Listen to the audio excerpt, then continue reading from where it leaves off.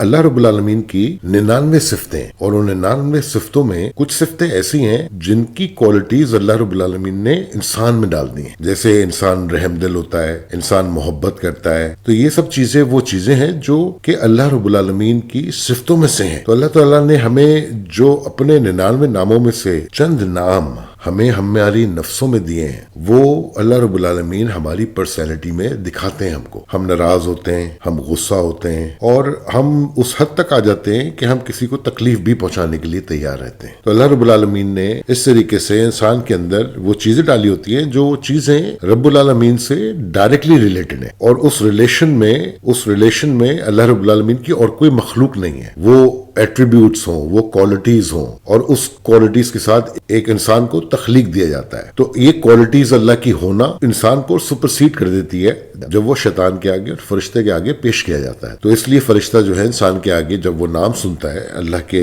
جب وہ نام سنتا ہے تو وہ اللہ کی صفتوں کو سنتا ہے، اور اللہ کی صفتوں کو سنتا ہے اور وہ سجدہ کر دیتا ہے کہ وہ اپنے رب العالمین کی فرما برداری کرتا ہے. ایک مٹی کو اٹھا کر کے اس کو وہ طاقت دے سکتا ہے کہ جو وہ طاقت نہ آگ کے پاس ہے اور نہ روشنی کے پاس ہے، پر وہ طاقت مٹی کے پاس ہے، کہ وہ مٹی جو ہے ان کوالٹیز کو لے کے چلتی ہے جن کوالٹیز میں اللہ تعالیٰ نے اس کو نیگیٹو اور پازیٹو دے دیا ہے کہ محبت کر لو یا غصہ کر لو، مار دو یا چھوڑ دو. تو یہ چیزیں دے کر کے اللہ رب العالمین نے ہمیں نیچے بھیج دیا ہے، جو کہ ہم اپنے آپ کو ان نفسوں کے کھیل میں چلا رہے ہیں. تو جب اللہ رب العالمین اپنے قرآن کے سورہ اعراف میں انسانوں کے بارے میں ذکر کر رہے ہوتے ہیں قیامت کے دن کا، تو اللہ رب العالمین یہ کہتے ہیں کہ ایک دیوار ہے اور اس دیوار پہ کچھ لوگ ہوں گے، اور وہ لوگ اپنے فیصلے کا انتظار کر رہے ہو. اللہ رب العالمین کی جو کیو ہوگی، جس کیو کے اندر وہ انسان لگے ہوئے ہوں گے جو رائٹ پہ ہوں گے، جو لیفٹ پہ ہوں گے، اور جو مڈل میں ہوں گے. فرشتے میں چھانٹ رہے ہوں گے ہمارے اعمال کے حساب سے کہ سیدھے ہاتھ پہ ہو جاؤ، الٹے ہاتھ پہ ہو جاؤ، اور بیچ کی لائن میں آ جاؤ. کیونکہ جو کفر کر رہا ہے وہ تو نفس امارہ کو لے کے چل رہا ہے، تو اس کی ڈیسٹینیشن تو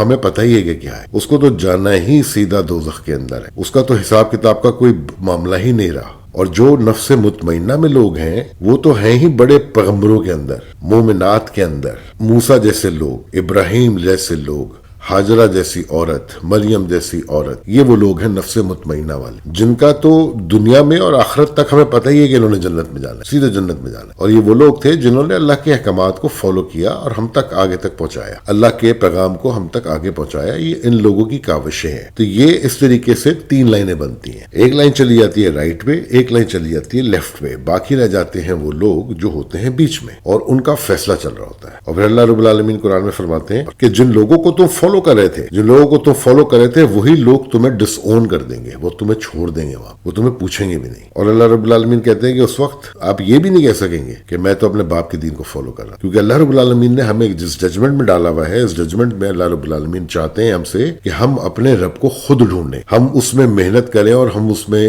جا کر کے ڈھونڈیں اس رب کو جس طرح رب کو اللہ رب العالمین نے اپنے آپ کو، جس طرح ابراہیم علیہ السلام کو دکھایا تھا. ابراہیم علیہ السلام کو اللہ رب العالمین نے دکھایا تھا. تو یہی ہمارا فیت ہے کہ ہمارا جو پہلا باپ تھا وہ آدم تھا، اور جو دوسرا باپ ہے ہمارا وہ ابراہیم تھا، کیونکہ ابراہیم وہ شخص تھا جس نے رب العالمین کو ڈھونڈا تھا. اور ہمارا باپ یہی چاہتا ہے کہ ہم بھی اپنے رب کو ڈھونڈیں کہ ہمارا رب کہاں رہتا ہے. اور ہمارا رب کہاں رہتا ہے؟ ہمارا رب رہتا ہی کتاب کے اندر ہے، ہمارا رب کی جگہ ہی کتاب ہے. ہماری کتاب میں اللہ رب العالمین کے جو احکامات ہیں وہ بھی بہت خوبصورتی سے بیان کہ اللہ رب العالمین ایک انسان سے، جس انسان کے اوپر اس نے پوری صورت اتار دی ہے، ایک انسان سے اس کی کیا ایکسپیکٹیشن ہے ہمارے رب کی، وہ ہم سے کیا چاہتا ہے کہ ہم وہ کریں جس سے وہ خوش ہو. تو اس کی خوشی اس کتاب کے اندر، اس کے احکامات میں، وہ اس جگہ پہ خوش رہتا ہے کہ ہم اس کے احکامات کو پورا کریں اپنے ڈے ٹو ڈے لائف میں، کیونکہ یہ ہمارے اوپر چیلنج ہے. یہ ہم اس ججمنٹ میں یہ سب چیزیں اللہ رب العالمین ہمیں اپنے قرآن میں اس طرح کے احکامات دیتے. لیکن اللہ رب العالمین کی کتاب کے اندر جو ایک بہت خوبصورت چیز ہے وہ یہ ہے کہ اللہ رب العالمین نے جتنے بھی احکامات انسان کو دیے ہیں، وہ انسان کو اللہ رب العالمین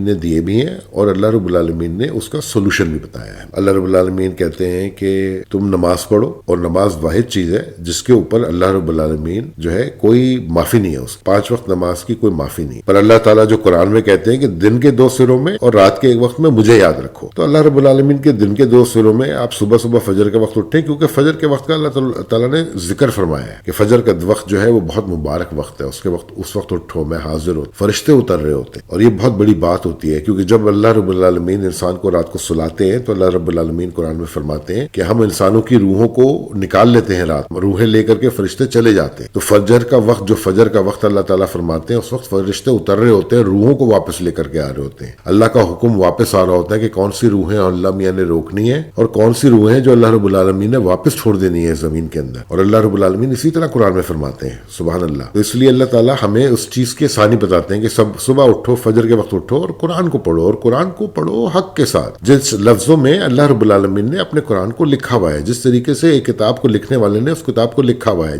ہمیں اس کتاب کو پڑھنا بھی اسی طریقے سے چاہیے. اور اگر ہمیں وہ کتاب ملتی ہے اور ہمیں کتاب کے اندر کچھ اور دکھائی دیتا ہے تو ہمیں چاہیے کہ ہم تھوڑا سا اس کو اگنور کریں اور ہم کتاب کی اصل کتاب سے پڑھیں، جس طرح اس کو پڑھنے کا حق ہے کہ آپ اس کتاب کو اس ڈھنگ سے پڑھیں جس ڈھنگ سے اللہ رب العالمین آپ سے کمیونیکیٹ فرما رہے ہیں. جب اللہ رب العالمین کہہ رہا ہے قل هو اللہ احد، تو اللہ یہ کہہ رہا ہے کہ تم کہو کہ اللہ ایک ہے، کہو اللہ ایک. قل اعوذ برب الناس، پناہ مانگتا ہوں میں اللہ کی، کہو.